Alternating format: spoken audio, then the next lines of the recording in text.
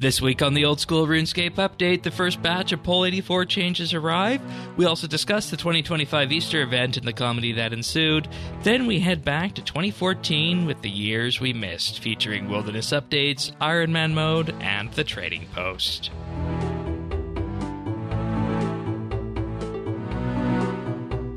This is the Old School RuneScape Update, episode 73, recorded Saturday, April 26th, 2024. Old School Mayhem.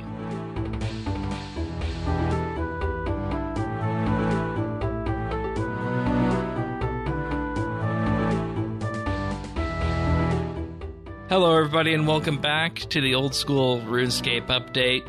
Last week, I made the decision to take that week off for Easter. Sirion was across in a faraway continent, but you're back this week. Yeah. And we decided that, rather than just sitting by and doing absolutely nothing this week, we're gonna throw ourselves into the depths of what OSRS update is, and this week we're gonna talk about another of the years that we weren't here for, and that is, of course, the next one in the series, 2014. It was quite interesting going through that, and I'm sure we'll surprise ourselves in the discussion as we did in 2013, just as we're going to do in 2014 going forward. But yeah. We also have some minor Pole 84 changes that have already come out, and we'll talk about the Easter event since we didn't get to do that. But, of course, if you want the podcast delivered automatically to you each and every week, head on over to update.show/OS. We also have the community Discord. You can find that at update.show/Discord. We have a friends chat as well in-game. That's at BitsBytes. Okay, so Pole 84. Miscellaneous Mayhem, they're calling this one, because Pole 84 just ended a couple days before this update actually came out. So you can see that these things were in the pipeline, ready to go, at least some of them. And the first one that we get is Guerrilla Aggression. That passed, so that is now in-game here for this one. And you weren't here when Alex and I got to discuss the controversial Pole 84. Would you have voted yes or no for the Guerrilla Aggression update as we got it? Yes. Okay. All right. I don't know if it's super controversial. I think they're a little bit funky to begin with. So yeah. But as a reminder, after you complete Monkey Madness 2, you have the accessibility to fight tortured and demonic gorillas. So with this change this week, they make it so that they're no longer aggressive post-quest in the area just north of the Grand Tree. And in addition to that, they will now swap prayers for every 70 damage taken instead of 50. So it just lowers the pacing of the fight on that. They also removed it like on every, what is it, like 6 successful attacks. Like, it was predictable, but also it was really hard to keep track of by yourself. So they basically made it a little bit simpler, which I think is good. Yeah. The Bird's Nest changes are also in this week, so that means that getting a beginner clue scroll from a bird's nest on members' worlds no longer makes the nest absolutely vanish, and opening bird's nest will also auto queue so that you don't need to continually click for each one. And this is a godsend for anybody who does Kingdom weekly. Yeah, this one caught me off guard a little bit when I did my hunter run. I tend to clear all of my nests except for the seed ones. The seed ones I tend to just bank, so I do them in batch when I am near the seed vault.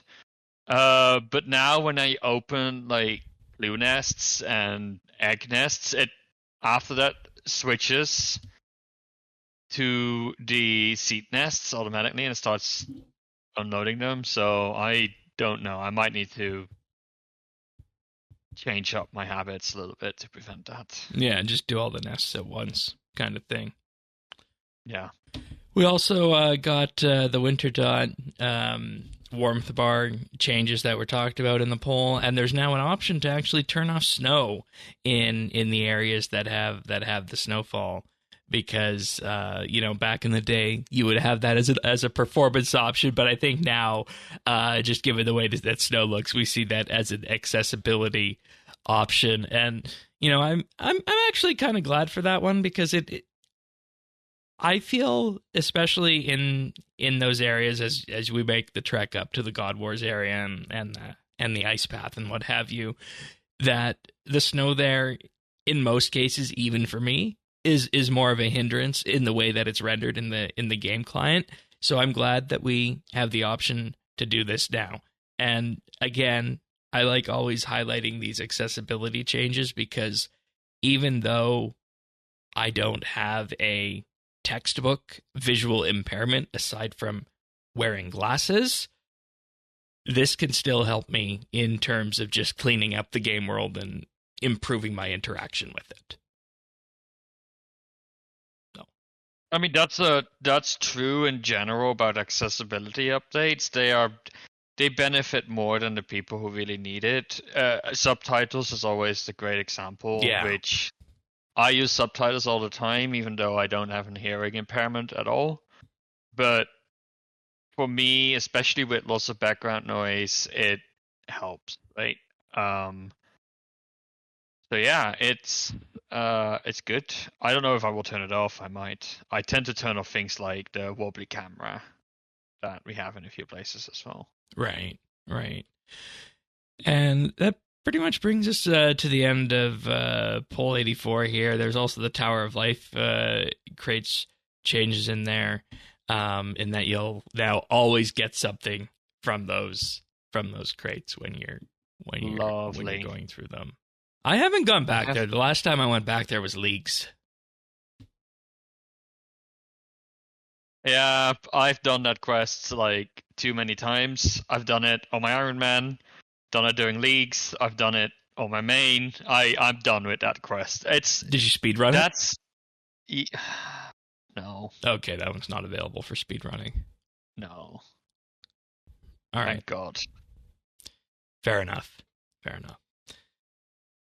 We also thought it would be good to go back and talk about the Easter update that came in a week and a half ago, because we did not discuss that yet this week. And, I'm always of a mixed bag with these holiday events. I felt like last year's Easter event, or was it the year before, the one with the Instance Church, that one didn't really resonate as much for me. But I felt okay with this one. How'd you feel with this one? I think the humor was on point. There was some really good jokes in there. Some classic Jagex humor. Some classic British humor. It was longer than I thought. Yes. Probably a good 15, 20 minutes on it. Yeah. So yeah, no, I think it was good. I think it was okay. I mean, the rewards are nothing to write home about. The little play you do is kind of funny, but yeah, no. All in all, okay. This is what I expect from a holiday event. I think it delivers. Doesn't need to be more than this. I think we all appreciate it. There's not much to say about it. It works. No, and I feel like this is the right length. I feel like we've had ones, specifically last year, probably just due to dev team resources, that were shorter than this. And if you're going to land on what an appropriate length is for these events, this is probably where you want to wind up on this. I will say that reward wise here, you get the carrot outfit, and this is, I'm not gonna lie, this has made me a little bit upset in that I get this carrot outfit right off the bat here in old school, and I'm still working for the RS3 carrot outfit that comes from a random egg drop in the Blooming Burrow. Yeah, but nonetheless, I think that when you look at the tradition of holiday events, you can see that those go back to sometime around 2014-ish, 2013, give or take. I don't know if there's anything else that you want to say on the Easter event, but if not, we can probably move on to... Easter is the one event that never really resonates with me. It's not... Yeah. Yeah. The only thing we really do for Easter here in the Netherlands is, like, actual church. So, like, it never really made sense as a celebration for me. So that's why this theme never really resonates, but... Okay. Yeah. Now, I guess a different way of putting it is if you go back to when Old School was the main version of the game, way back when, what would you say is your most memorable Easter event in game? Easter event? Yeah. Is it bad if I say I don't remember any of them? Well, I mean, I guess given the way that you have framed this as being not a major thing in your country, then I guess that. I don't remember any. I can tell you what Christmas event. Yeah, I think everybody remembers those. The one that I memorize or remember most vividly is the one where we have Django's Toy Factory. Everybody remembers that one. Yeah, that was a good year. Yeah. Which I believe that was probably 2005. Yeah, that was 2005. And the Easter event from that year was the rubber chicken that they handed out. Oh, rubber chicken, of course. Yeah, okay. So, and I guess that you'd be remiss from remembering that, because if you go back, that only leaves 5 Easter events, and the first 3 were just item handouts, and then that leaves you with 06 and 07 to remember. So fair enough. Mm-hmm. All right. So 2014, we left off our discussion at the end of 2013, and the reason we do this series, folks, is because when we started this podcast, we started in 2023. So there were 10 years of updates to go through of things that have made and formed OSRS. And we thought, what would be an interesting thing to do? Well, let's go back and look at how those updates form the game that we have today, specifically starting back in 2013.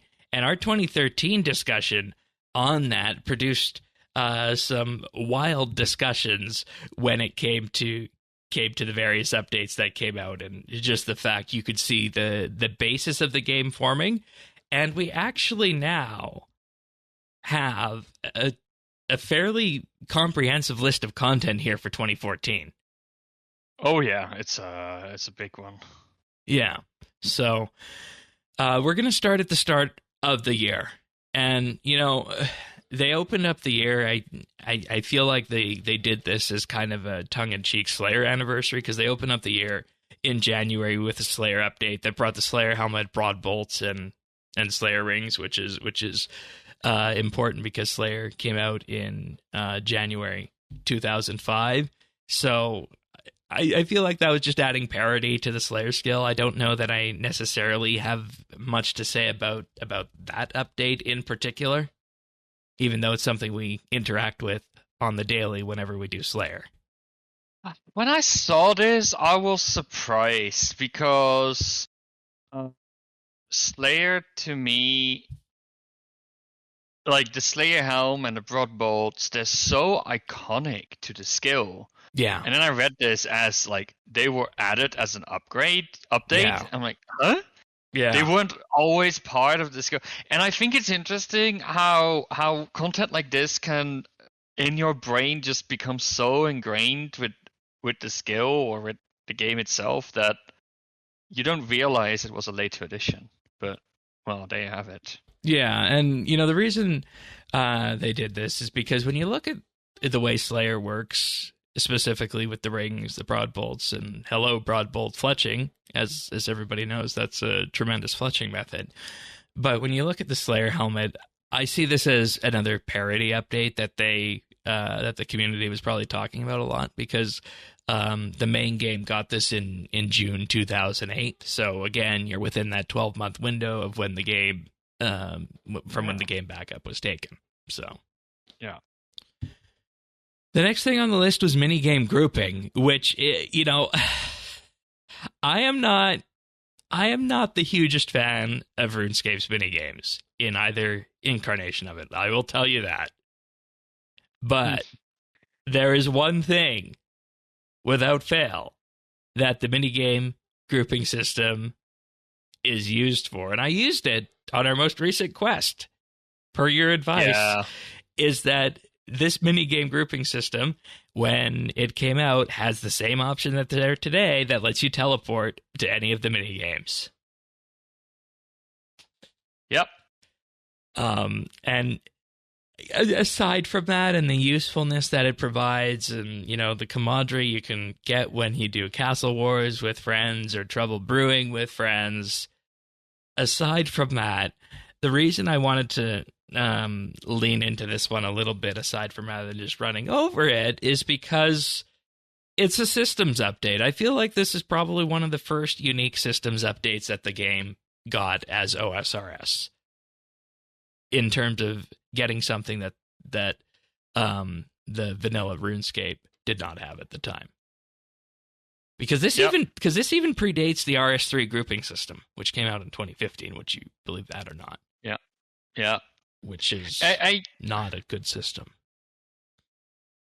No, and I don't know the minigame system in old school is that great, though. You do have things like the shooting star, and I think there's a few activities in there. So it's nice, because if you look at how that used to work in RuneScape, it's like it used French chats, and it's always sort of unofficial, and this is a good way to have an official way to do these playing together activities, and it's a very lightweight system. I also think that the grouping system it's an interesting alternative to lodestones. I know this is controversial, but a lot of people nobody ever wants lodestones, but we have minigame teleports, which, sure, not all of them are useful, not all of them are even available, and there's a 20-minute cooldown. But hang on, finish your thought, then I have to say something on this. But all in all, I do think it is a nice mobility option, and it strikes the right balance between, these days in RS3, it's too easy to get anywhere. Like, you just go to the relevant UI, and there's probably a teleport button there. This is a nice balance, I think. And all in all, I don't know if minigames are still big in general in old school, though we know Clan Wars is still being played. We know Soul Wars. We still get updates for things like Trouble Brewing, so yeah.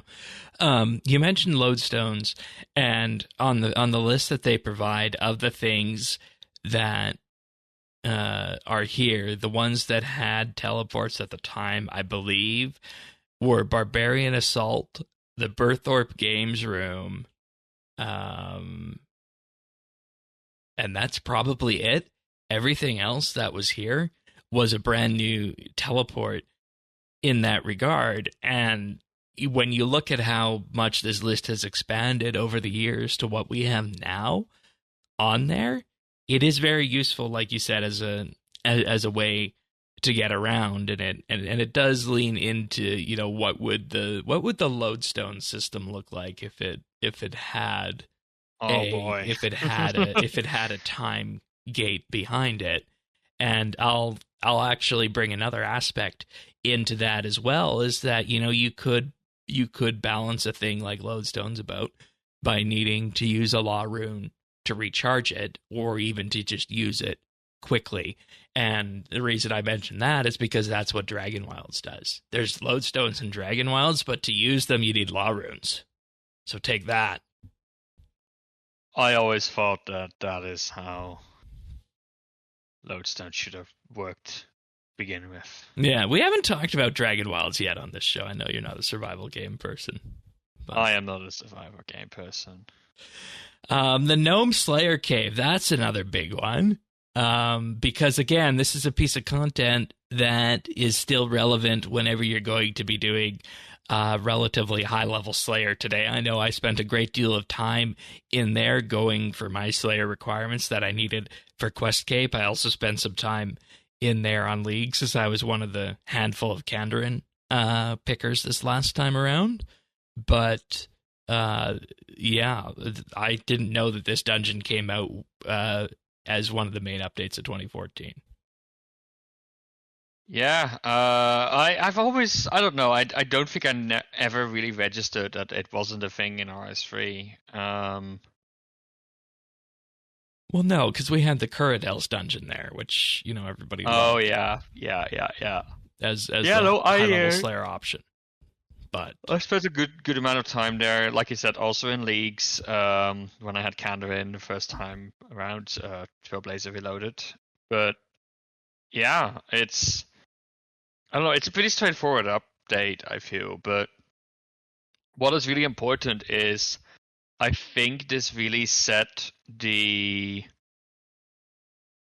trend of having task-only locations where you can fight. So the Gnome Slayer Cave is one of them, but we of course know that a lot of places, like even the Mount Carome and the desert, there's all kinds of Slayer dungeons that only when you have a task you can go in there, which I think is great because it means you're not just competing with all players, you're only competing with players that have the same Slayer task as you.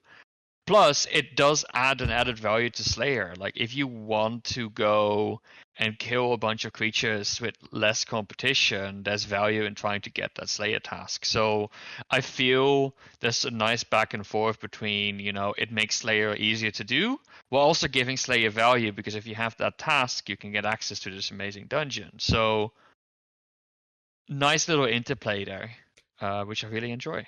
yeah, and The Slayer Cave started all of that.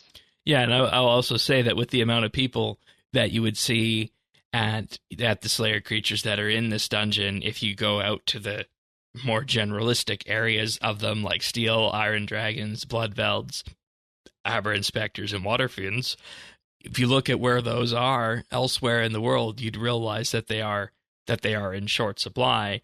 And by limiting them to Slayer on that, like you said, that is a perfect way of reducing the amount of pressure on there. And it, you know, in many ways, I think provides a niche for the Slayer skill that the main game didn't necessarily lean into that much when they were still old school back in the day. Mm-hmm. But we continue on the Slayer bandwagon here with the Cave Kraken as another update that came out in 2014. And I just want to say here, all the updates we have discussed so far came out in January of 2014. Yeah, this year was very front-loaded with updates. Like later months, a lot less. I guess they had some big projects they were working on. Hint, hint, wink, wink. Yeah. But yes. Cave Kraken, level 87 Slayer, added as a new Slayer task, but also brought the Trident of the Seas, which is a magic weapon that I'm still using and have today. Well, I'm assuming you're using Trident of the Swamp. I never did upgrade to it because I still kept that, even though I think I have the magic level for Swamp now. Gotcha. Yeah, it's still relevant. Very interesting. And I think again, one of the things that I'll say that we lean into with this is that this was again a piece of novel content, something that we had not seen before when the game was RuneScape or old school before the split, because it really was the first charged weapon, and I think it was also the first charged weapon in both games at that point in time.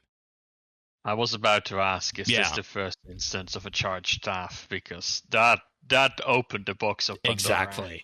Exactly. And we look at this now today, and you have to make a decision to use it because it doesn't have elemental weakness. Even though it's blue, you would think it's water. It doesn't have the elemental weakness.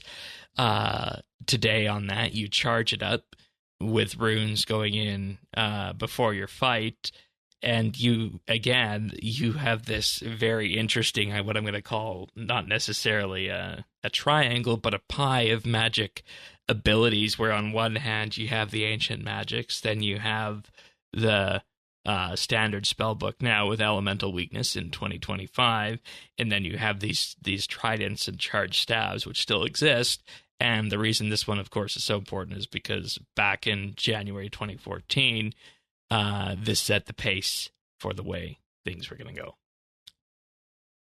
But we also got quick prayers in 2014, which, you look at this today, that's a usability feature that I think everybody uses, and we could use more of these kind of usability features. And that's really all I have to say about quick prayers, just because, they're there, we use them, that sort of thing.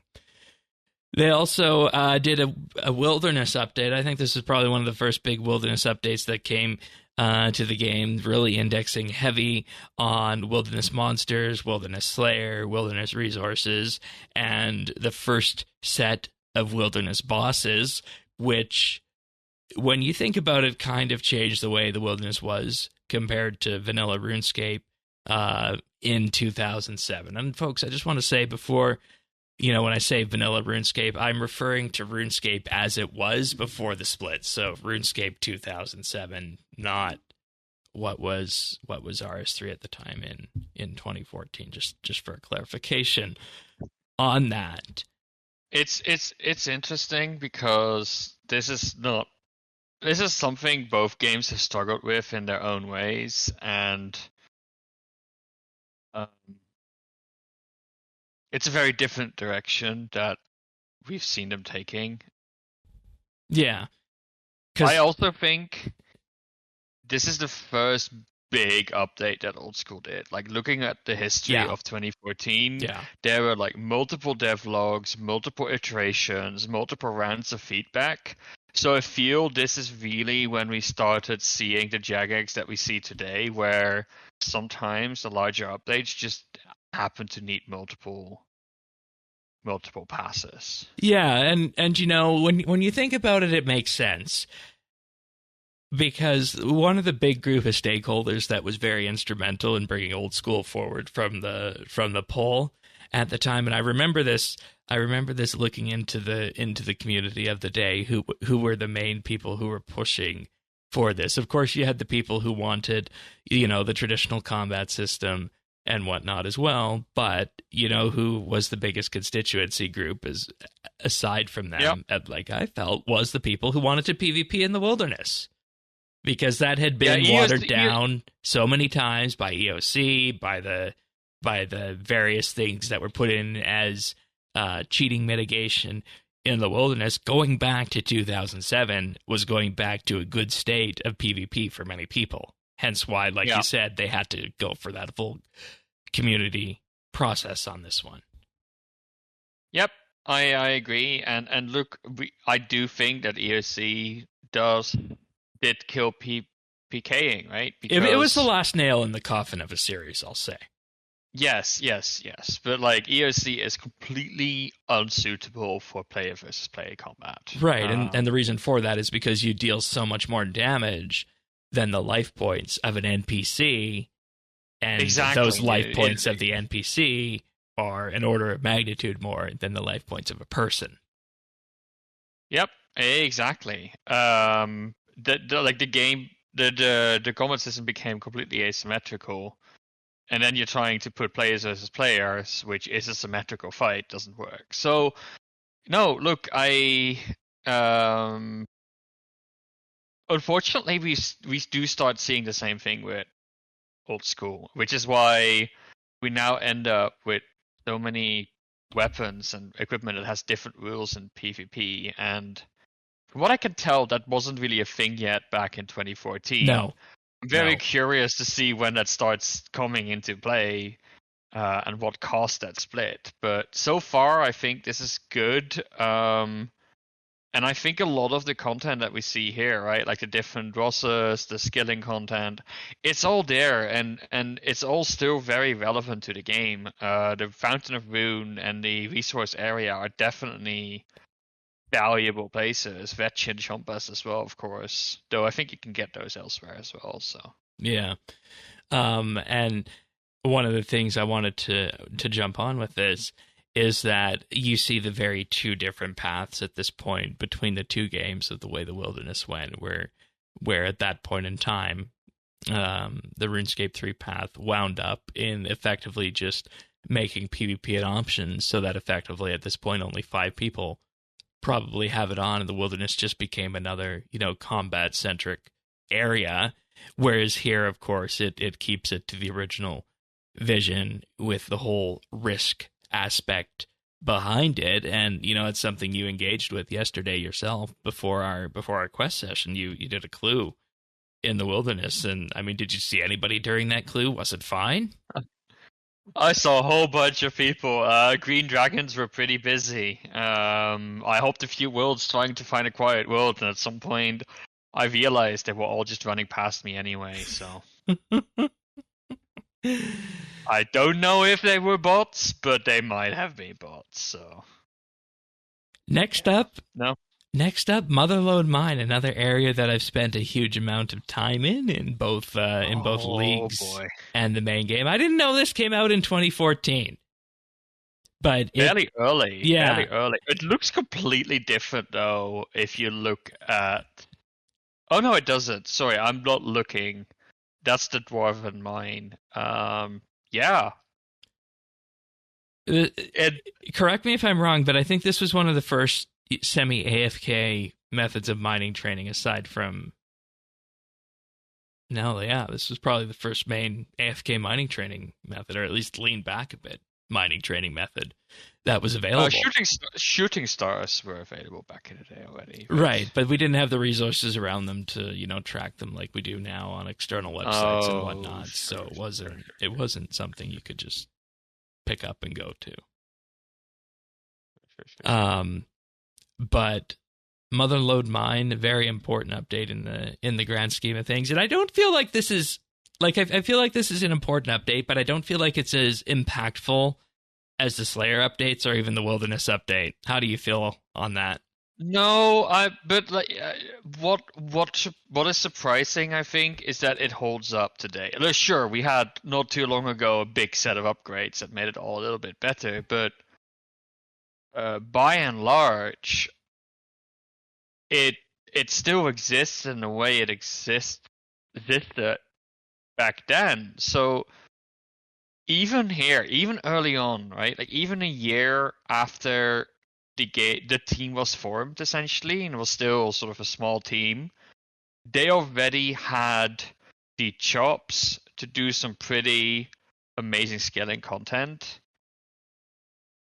which surprises me. Like I would expect that some of the better scaling content came in the last 5 years, but right. Here we are, more than 10 years ago.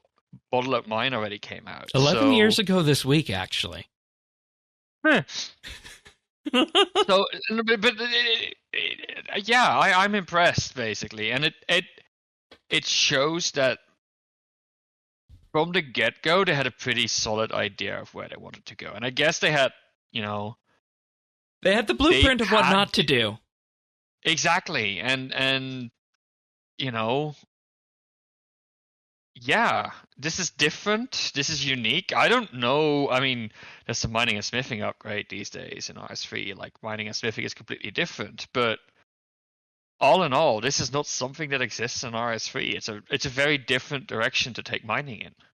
Yeah.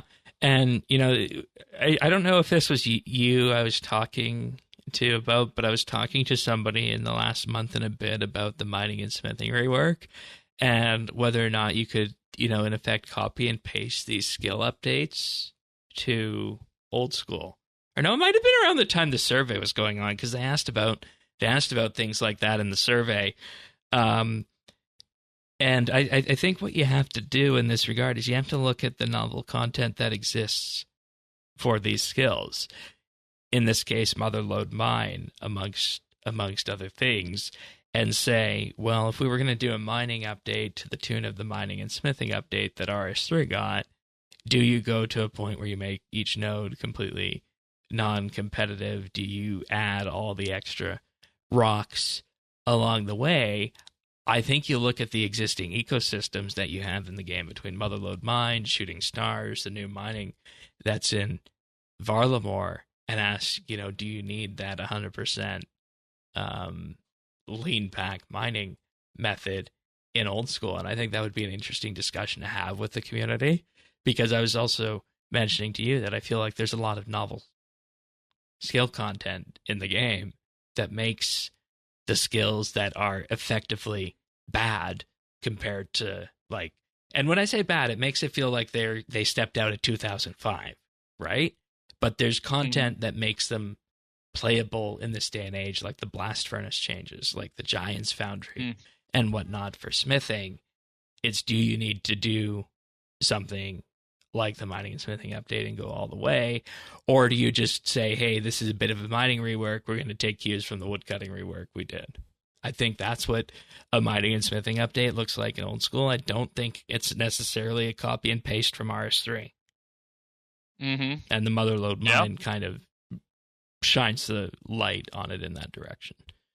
But we also got the first rumblings of a new continent in 2014. The new continent that would only come. When did Corinth first arrive? That was like 2016, I think, right? Or 2015. I don't remember the exact year, but they started talking 16. About the new content here. January 16. Yeah. Okay, so a year and a half down the path here, they start talking about it, and you pointed out Port Roberts and Civitas Illes Fortis. Huh.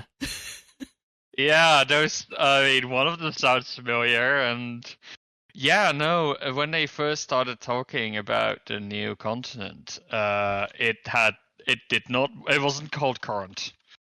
No. No. I don't know when that changed. We'll probably need to wait until we talk about 2015. But Port Roberts, Civitas Illes Fortis, very different things. Port Roberts being a floating island, something related to the Gnome Navy Armada. Very, very different ideas, basically. And sure, Civitas Illes Fortis with the Colosseum, that idea never really died, but the direction that completely changed at some point. Yeah, that's the important thing to look into with that one, what they wanted the Colosseum to be. Yeah. Which was? Castle... No, not Castle was. A Dual Arena. Very similar to Dual Arena, which... Dual Arena replacement. Yeah. Imagine telling them 10 years down the path what the Dual Arena would be used for. And the fact that it would need gambling protections put in place against it. Oh, I just find that hilarious. But it shows how these things just start off as an idea, and I think Port Roberts is probably what became Piscarilius, I'd say, based on kind of how it all lines up. Yeah. So also 1 month later, so I didn't include this in our notes, but 1 month later they also talk about the first new skill for old school RuneScape. Yes. Called Artisan. Oh, okay. Oh, I thought you were talking about the April Fool's one that was mentioned in the list. No, okay. No. And what turned out to be the real skill? Okay, what was Artisan going to be like?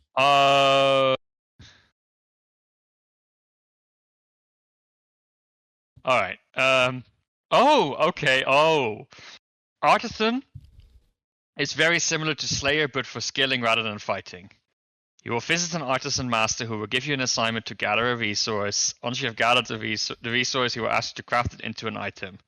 This will reward you with XP and the artisan skill and gathering skill you use to get the resource and the skill you use to craft the item. The items you can make are unique to artisan and will give you help and new ways to level your existing skills.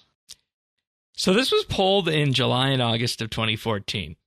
Failed both polls, 58.9 and 56.5% of the percent of the poll there. And I guess the question is, even I would question if I would vote for something like this, is that do you need a whole skill in effect to have a skilling bounty system like this? Or could you just put this in as various pieces of content out there? Like, for example, I feel like maybe Mastering Mixology might have took some cues from what they were talking about in the herblore list here. So, and maybe it also just goes to show that a large portion of the people who were playing old school at the time were still the cultural RuneScape conservatives who didn't want the game to change much from its original, time capsule feel. Because when you look at all the stuff we've discussed so far on this episode and in 2013, there really wasn't much that shook the mold. No.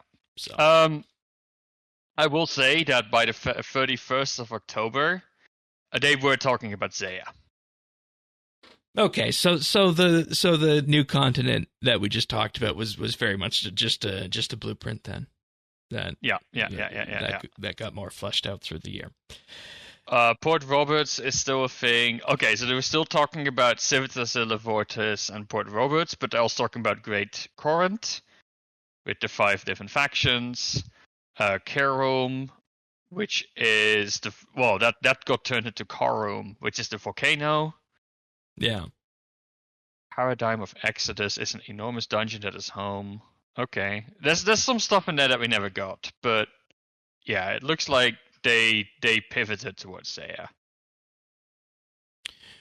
Righto. We also got big updates in 2014, like Clan Wars, which continued the PvP push, and I see as just another parody update that the game got to just ensure that it would have content that came out relatively after the split point. Boss pets, another big one. I don't think pets ever became as big of a deal in OS as they are in RS3, and they're it's still a significant amount of prestige and rarity behind the pets when you get them in OS, and this was the beginning of that. But the big update of the year, and you were very shocked when you saw this as being one of the 2014 updates, as being within the first year and a half of old school, was Ironman mode in October of 2014. Which I guess makes sense, because if you want to truly experience it from the ground up, I think Ironman is probably the way to go on that. You just want to do it all yourself. Yeah, it's also not necessarily I was surprised that this came out, but I saw this and I was like, this makes sense. I think it is much more in people's nature in the old school side of things to set themselves challenges and to work on like snowflake accounts. So people made alts in, I'm going to use your terminology, vanilla RuneScape, and they made alts in RS3. But I besides maybe a skiller, like a level 3 skiller, I don't think it was a thing a lot of people did. It was very big in the PvP community with the peers, like the one defense peers. Okay, yes. Okay, yes, the peers, but not really to play similar to a main. Sure. Okay. So are you saying with, certain restrictions? So are you saying Iron Man opened the door to these alts and gave people an actual reason to make a second RS account? I think old school has this interesting momentum going on where there is a mix between official support and creativity of the community Right. that really encourages people to start playing the game in different things with different restrictions, which people do that. People do that in RS3, but like if you look at how long it took to get Ironman and Group Ironman compared to old school, it's much, much later, right? And now add on top of that the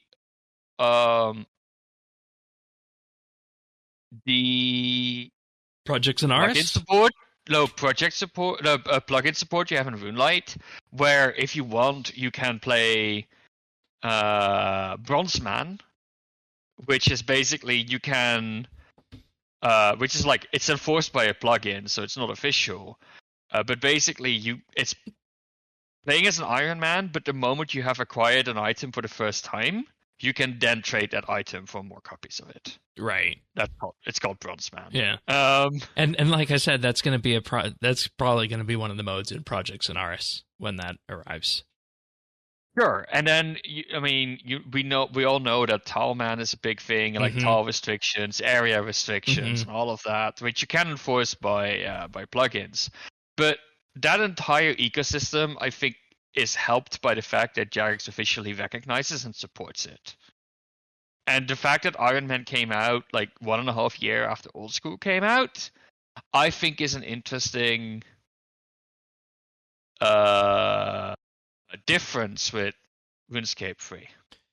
Yeah, and you know what that does is that, we always, I always question this, I don't know about you, but the question I had was that, did OS get its content creation following because the tools were there for it, or was it just a game that lended itself more naturally to that? And when you see updates like Iron Man, Group Iron Man, and whatnot arriving first, and then, like you said, the plugins in Runelite, I feel like that is effectively what enabled a handful of people to do that then in turn popularized those types of accounts and those types of playstyles to the point where it, in many ways, OS became the sandbox point and click version of RuneScape in that regard with that. And maybe Iron Man is an important stepping stone on that path. Maybe that's the thing we take from this. I don't know. We also got the Corporeal Beast, which again, everybody's favorite boss. I know, another parody thing, but I think the biggest thing to come from the Corp Beast in either game is the Spirit Shields, which are still insanely expensive and have very interesting use cases for them. But another 2014 update that I actually wanted to mention here was the Amulet of the Damned. Yeah, because we spent a lot of time talking about this in the combat rebalance updates last year, Project Rebalance, and in terms of it still being something that actually works and extends the lifetime of being able to use Barrow's gear. Yeah, we're still there at this point here in 2025 with this little amulet. So congratulations, Jagex! Another wonderful piece of content. 1 week in November 2014 that's still kicking today. Yeah. So, I think and then the last piece of content is no longer alive and kicking today. No, because it has no reason to be, because we have the Grand Exchange, and this was perhaps the biggest thing that surprised me in putting this episode together. Is that there was a piece of content called the Trading Post. Yep, I'd never heard of it. I'm not surprised it exists, though, because let's be honest, I know we all have nostalgia for selling lobbies to 200. I don't. If you do, good, but I don't. Anyways, but I mean, it is in a sense. There is a sense of nostalgia there. Yeah. For some people. And I agree. It's part of sort of the early collective memory of RuneScape is, people all standing in Varrock Square World 2 selling things. And scamming people for fun. And scamming people for fun. But nobody actually wants to do this. It's not actually fun. Right. So the trading post just makes a lot of sense. Yeah. So this was an update, and what this does is that it allowed players to sell items and look for items that were tradable, and you got 6 spaces where you could have posted offers. You could advertise your offers on the trading post, which allowed other people to be able to view and then buy them. And the idea behind this is that this was a way for you to just trade with people offline, and it wasn't as all-encompassing as the Grand Exchange was. It had some of the things that looked like similar user interfaces, and I wonder why they didn't just go for the Grand Exchange here, because the trading post was removed in February 2015. It was only here for like 3 months. Yeah. And in many ways, maybe what was going on with this was just using some of the engine stuff that might have been already done behind the scenes to give players early access to that kind of Grand Exchange system.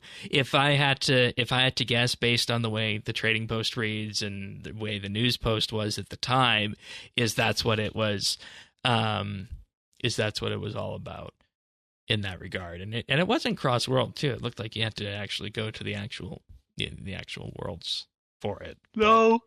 There appears to be a checklist where you can show all worlds. But yes. This also, to me, resembles how item trading works actually in other MMOs, even at this point in time today, in 2025. But I think I'll take the Grand Exchange over this. Yeah, I agree. But I can see this being a nice sort of, if this is what they could put together quickly, then that's good. Yeah, and also accessible from any bank too. Which we still don't have for the GE. But I mean, I guess that's what we give up for the all-encompassing nature of it. Yeah. But before we close off the year, by the way, I just had a quick look. The continent poll passed with 90% positive votes. So people wanted the new continent. That's very interesting to me. Because you remember I made that sense about the RuneScape conservatives and not wanting to change the game too much, right? Yeah. And, you see that speaking to the exact opposite of that. And maybe the thing that was in the people's minds at the time was that we can do this on a new continent because that's going to be new and fresh. But everything else that we know and everything else that we have is going to be relatively consistent, traditional, vanilla RuneScape. So, yeah.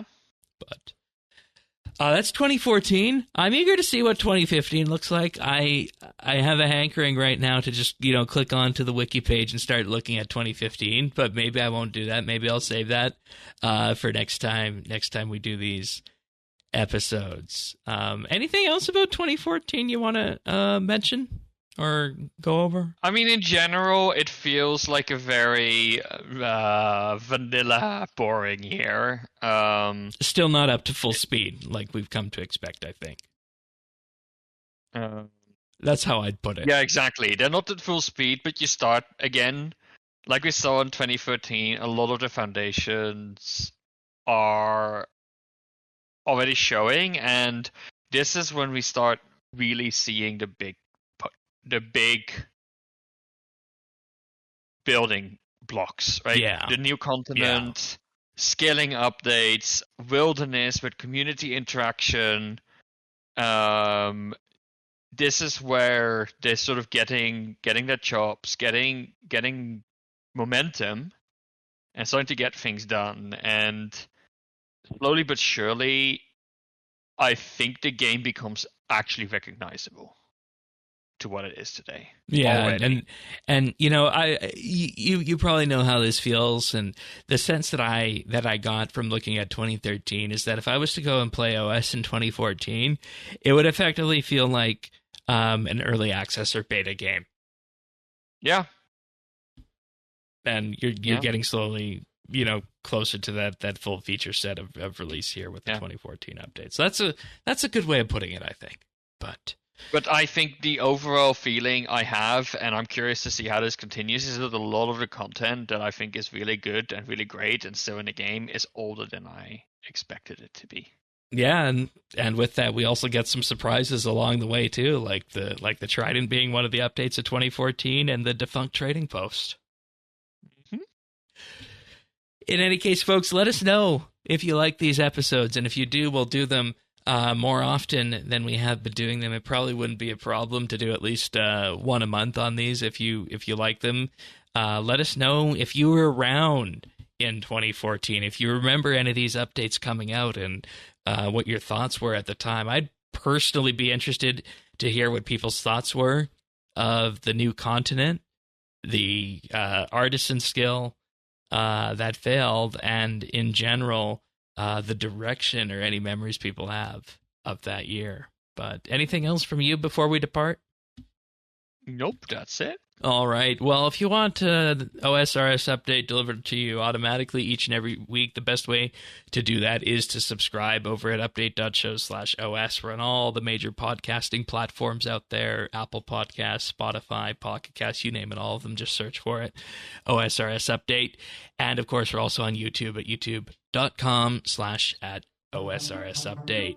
With that being said, we'll see you guys next week, and I mean it this time, not with a surprise Easter break. We'll see you guys next week for another episode of the Old School RuneScape Update. See you then, everyone. Take care.